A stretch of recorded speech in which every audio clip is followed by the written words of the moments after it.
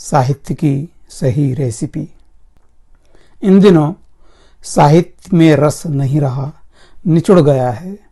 साहित्य क्विंटलों में छप रहा है और 100-200 ग्राम के पैकेटों में, मेलों में बिक रहा है, पर रसिकों को मज़ा नहीं आ रहा। साहित्य को सर्वग्राही होना चाहिए, समोसे जैसा होना चाहिए।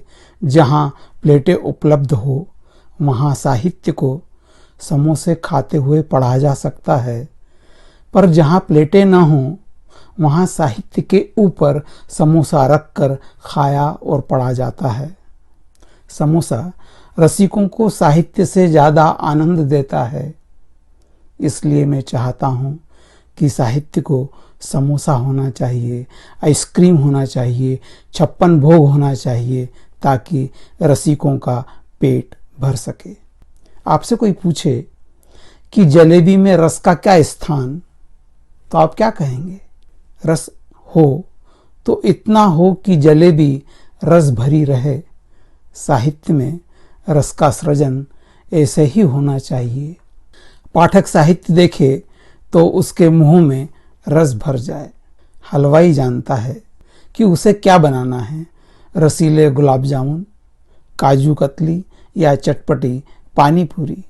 वह जो भी बनाए उसका उद्देश्य होता है रसिकों के मुंह में रस लाना।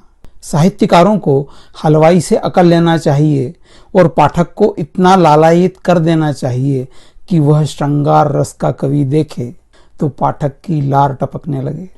साहित्य को इतना समर्थ होना चाहिए। हमें साहित्य के रसों के नाम गिनने की जरूरत नहीं है। सफल होना हो तो प्रैक्टिकल होना चाहिए। पुराने टाइप के रसों की रसानुभूति करने का क्या मज़ा। 21वीं सदी में नए रस साहित्य में लाएं। रस ऐसे हों जो आपके भावों को उनके नाम की तरह उद्दीप्त कर सकें। कभी आम रस की, कभी नींबू पानी के रस की प्रत्यक्ष अनुभूति दें।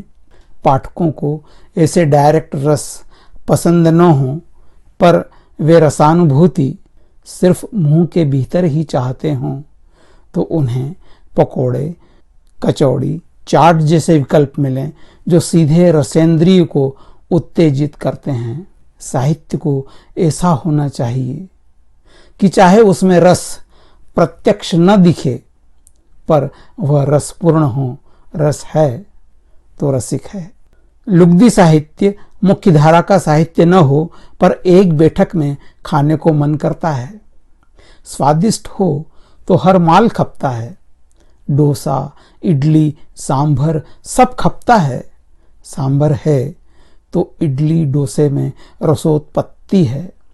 यदि साहित्य के मूल अवयव में स्वाद न हो तो साहित्यकार को चाहिए कि वह उसमें पूरक सांभर मिलाए और रस उत्पन्न करे।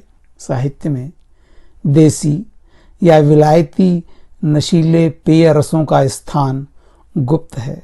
ये साहित्येतर रस हैं। ये सम्मेलनों और गोष्ठियों को अखाड़ा बना देते हैं।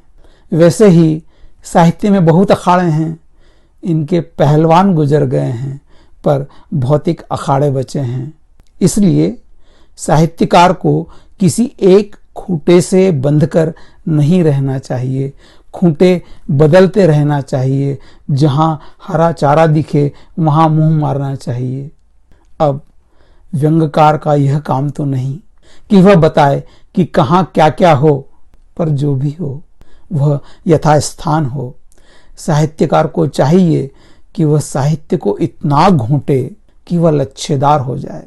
लच्छेदार होना ही साहित्य की सार्थकता है। साहित्य की रेसिपी में बदलाव की जरूरत है। साहित्य बनाने वालों हलवाइयों को मास्टर शेफ बनने की जरूरत है। कम बनाओ पर लजीज बनाओ। ढंग से गार्निश करो, अदब से परोसो और माहौल बनाकर खिलाओ।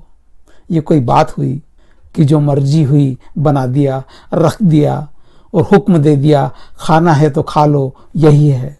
हम सब बिना इच्छा के खा रहे हैं और स्वाद के लिए तरस रहे हैं। शुक्रिया।